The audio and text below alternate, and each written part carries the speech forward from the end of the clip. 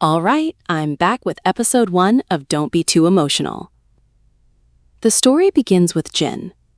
You've probably heard that one day we get everything we truly desire, but in return we have to give something up, and sometimes that price is our soul. This scene takes us 3 years back on a stormy night. Jin is at the hospital with his younger brother, who has been seriously ill for the past 2 weeks. After a few days, when his condition improves slightly, his brother insists that Jin return to college and focus on his studies. The next day, despite his reluctance, Jin leaves for college. Sitting alone in the cafeteria, lost in thought, he is suddenly interrupted when his friend comes up from behind and taps his shoulder. "Hey, don't get mad. You know how busy I've been. I'm a bit late," his friend says. Then he asks, "Are you coming to practice tomorrow, or should I call someone else?" "Of course I'll come," Jin replies.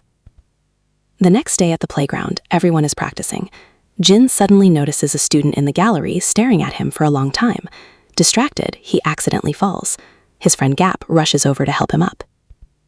"You should rest for a bit. What happened? Where's your focus?" Gap asks. Later, at a cafe with his friends, Jin learns that the person who was staring at him is also named Jin, a fourth-year student. He's known for being handsome, mysterious, and dangerous. He helps people, but never for free. Whenever he helps someone, he demands something in return. This makes Jin uneasy. "What do you mean?" he asks. Pot leans in and whispers, "If you can't repay him, the consequences are very serious." Jin glances across the room and sees the senior sitting there, wearing a cold, unsettling smile. At that moment, Jin feels it. This is only the beginning. That senior, Jin Pathri, is considered a legend in the college, and the rumors about him, they're not just stories. He's known as a soul hunter. And somehow, he has already noticed Jin. Days pass, but Jin can't get him out of his mind.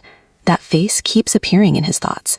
Even though they've never spoken, every time their eyes meet, Jin feels a strange rush. One day in class, he tries to focus on his assignments, but can't. A friend notices and asks, "Are you thinking about that senior again?" Jin brushes it off, pretending it's nothing. Later, as he walks out of class, he runs into Jin Pathri again.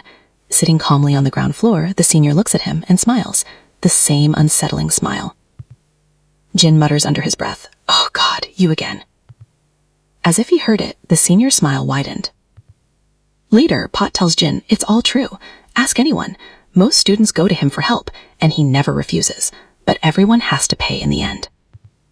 That same day, while sitting in the cafeteria, Jin notices the senior again, drinking coffee and staring directly at him. Their eyes meet, and once again, that same smile appears. Days go by like this. Jin starts seeing him everywhere: library, classroom, balcony, playground. Always watching, always smiling. The more Jin observes him, the more he realizes something strange.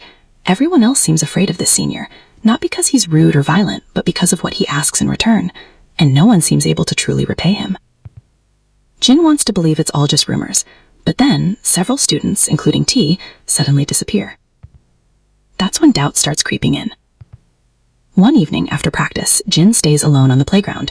Everyone else is left. Even Gap is gone. Jin feels it again, that familiar gaze. He looks up. There, in the corner of the gallery, stands the senior, watching him with that same smirk. Jin quickly looks away and tries to focus on his practice. But suddenly, his body gives out. His heart starts racing uncontrollably, and he collapses, trembling. It feels like something is changing, like that soul hunter is slowly entering his life. Later, his friend warns him seriously. "Jin, listen, don't make eye contact with him unnecessarily. It's dangerous. Everyone knows he helps people, but when he does, everything changes, so be careful."